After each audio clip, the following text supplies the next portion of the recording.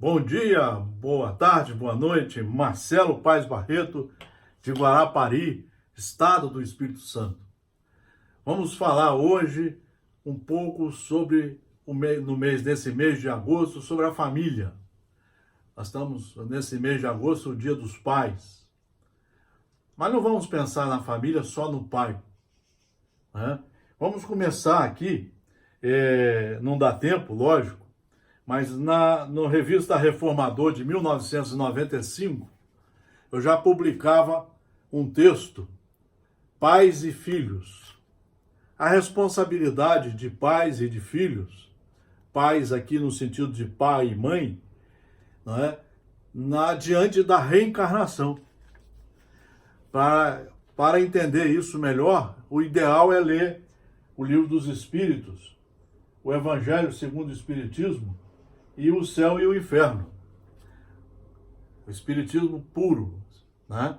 O ideal é ler ali, para a gente ver como é que funciona a lei da reencarnação, como é que funciona a lei de justiça, de causa e efeitos. Isso é muito importante na família. Mas aqui nós vamos pegar um livro, Estudos Espíritas, de Joana de Ângeles, editora FEB. A família, grupamento de raça, de caracteres e gêneros semelhantes, resultado de agregações afins. A família genericamente representa o clã social ou de sintonia por identidade que reúne espécimes dentro da mesma classificação. Juridicamente, porém, a família se deriva da união de dois seres que se elegem para uma vida em comum, através de um contrato, dando origem à genitura da mesma espécie. Pequena república, fundamental para o equilíbrio da grande república humana representada pela nação. Nós só vamos ser uma grande república quando nós cuidarmos das células iniciais. Quando as famílias se reunirem para educar a si e aos seus filhos, para mostrar a esses filhos o verdadeiro caminho do bem. Quando todos tivermos acesso à educação, aí nós estaremos construindo uma sociedade civilizada, uma sociedade humana. Quando todos se respeitarem, quando todos respeitarem a mesma lei divina e as mesmas leis humanas. Continua Joana de Ângeles. A família tem suas próprias leis, que consubstanciam as regras de bom comportamento dentro do impositivo do respeito ético, recíproco entre os seus membros, favorável à perfeita harmonia que deve vigir sobre o mesmo teto em que se agasalham os que se consorciam. Então, na verdade, aí é que entra a doutrina espírita. Se nós lermos a obra espírita, porque o Espiritismo são só esses 5 livros aqui. Esses livros aqui são apoiadores de assuntos ligados às leis divinas. Então, nós vamos ver como é que funciona a lei da reencarnação. Nós vamos ver como é que é a programação. Quem vai vir como homem, como mulher? Como vai ser o consórcio entre eles? Quais são os filhos que vão vir? Quais as tarefas a serem cumpridas naquela família? Então nós temos ali uma série de coisas a serem estudadas para aproveitarmos a encarnação. Não é isso que nós estamos vendo hoje no mundo. Porque o mundo não quer falar das leis de Deus. Eu estou reparando que, na verdade, o Espiritismo está sendo abafado pelos próprios espíritas. Eles não querem falar do Evangelho de Jesus. Eles não querem falar das obras básicas. Agora mesmo nós vamos ter uma reunião na Assembleia Legislativa, o assunto é totalmente outro. Não se fala em reforma íntima, em reforma moral. Por que o casamento? Por que a educação aqui na Terra? Isso tudo está ligado à família. Como nós como nós inibirmos os maus pensamentos, os maus procedimentos. Isso tudo está no livro dos Espíritos. Mas nós não queremos, nós queremos sensacionalismo. O lar, diz Joana de Anjos, essa é séria. O lar, no entanto, não pode ser configurado como a edificação material, capaz de oferecer segurança e paz aos que aí se resguardam. A casa são a argamassa, os tijolos, a cobertura, os alicerces e os móveis, enquanto o lar são a renúncia e a dedicação, o silêncio e o zelo que se permitem àqueles que se vinculam pela eleição afetiva ou através do impositivo consanguíneo decorrente da união. Então nós temos todo um estudo para ser feito nesse grupo família, que agora está crescendo, porque agora pode ter família de homem com homem e adotando crianças, mulher com mulher, e tudo isso faz parte dessa sociedade que nós precisamos dar a substância moral, ética, cívica, para que eles tenham sucesso nesse consórcio que está surgindo, que nós temos que aprender a respeitar e amar. A família, em razão disso, é o grupo de espíritos normalmente necessitados, desajustados, em compromisso inadiável para a reparação, graças à contingência reencarnatória. Aqui está o porquê da doutrina espírita, uma doutrina de filosofia profunda, procurando divulgar a lei de Deus em todas as nossas situações. Mostrando-nos pedagogicamente como nos dirigirmos nessa encarnação, nessa oportunidade reencarnatória. Eu vou ler de novo esse pedacinho. Vale a pena, senhores e senhoras.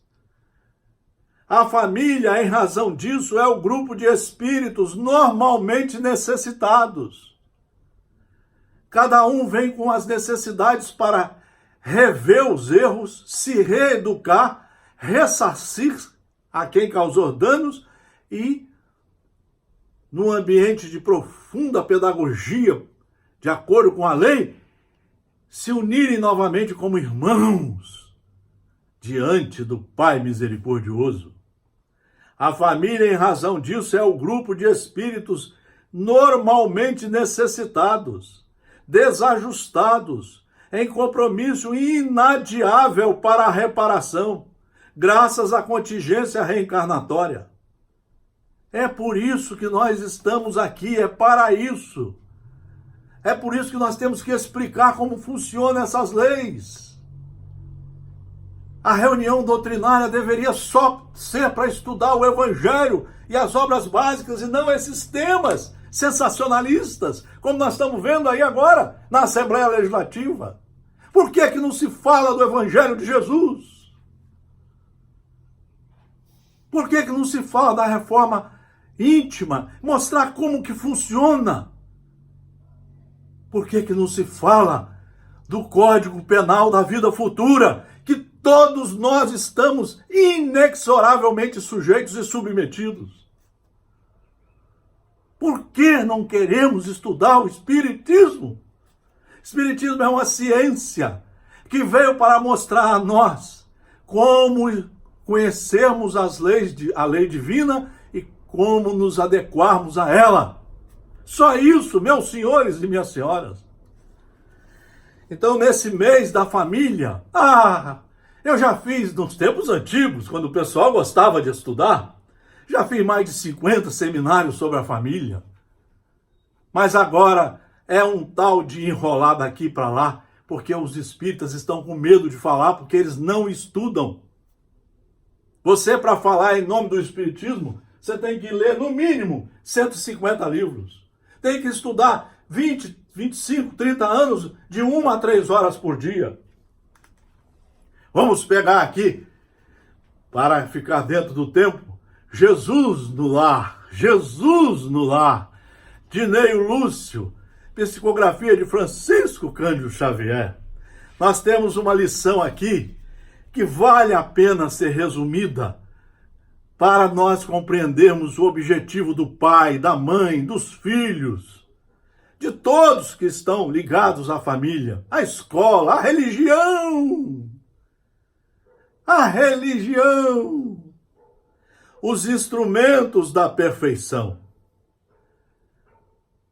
Naquela noite, Simão Pedro trazia à conversação o espírito ralado por extremo desgosto. Simão chegava, Jesus estava na casa dele. E ele chegava nervoso, dizendo que tinha se encontrado com um tio e com um primo. E brigaram, quiseram bater um no outro. E aí Jesus perguntou a Simão, depois que ele falou nervosamente: "E que fizeste, Simão, ante as arremetidas dos familiares incompreensivos?" Olha como é que Simão era teimoso. "Sem dúvida, reagi como devia", respondeu o apóstolo veementemente. "Coloquei cada um no lugar próprio, anunciei sem rebolsos as más qualidades de que são portadores." Então partiu para a briga, como a maioria das famílias estão fazendo. Nós não temos o treino da paciência, não conhecemos como é que funciona a lei da reencarnação, a lei de justiça e as oportunidades que nós estamos tendo. E aí, para finalizar, disse Jesus a Pedro, a Simão, Pedro e a todas as pessoas que estavam na reunião: "As pessoas com as quais nascemos e vivemos na terra são os primeiros e mais importantes instrumentos que recebemos do Pai para a edificação do reino dos céus, do céu em nós mesmos. Quando falhamos no aproveitamento deles, que constitui elementos de nossa melhoria, é quase impossível triunfar com recursos alheios, porque o Pai nos concede os problemas da vida,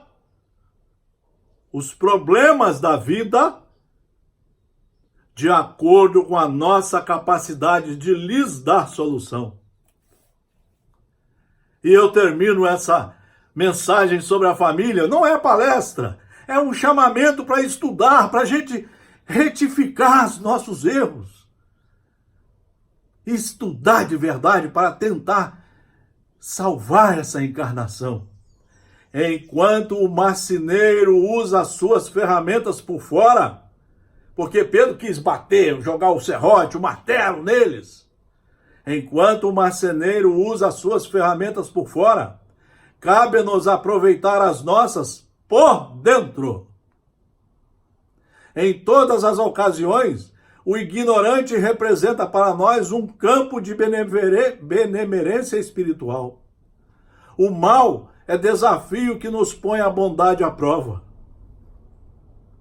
O ingrato é um meio de exercitarmos o perdão. O doente é uma lição à nossa capacidade de socorrer. Aquele que bem se conduz em nome do Pai, junto de familiares endurecidos ou indiferentes, prepara-se com rapidez para a glória do serviço à humanidade. Porque se a paciência aprimora a vida, o tempo tudo transforma.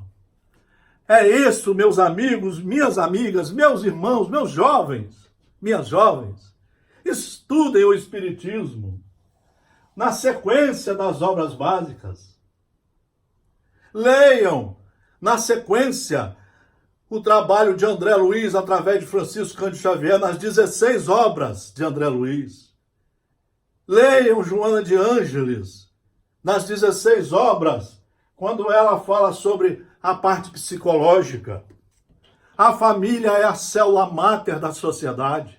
Nós temos que voltar a ter família séria, família cumpridora dos seus deveres, família que segue as leis de Deus e as leis dos homens, família que cria criaturas para serem cidadãos honestos, direitos, para ser exemplos de homens e de mulheres. Feliz Dia dos Pais, com estudo, porque fora do estudo não há salvação.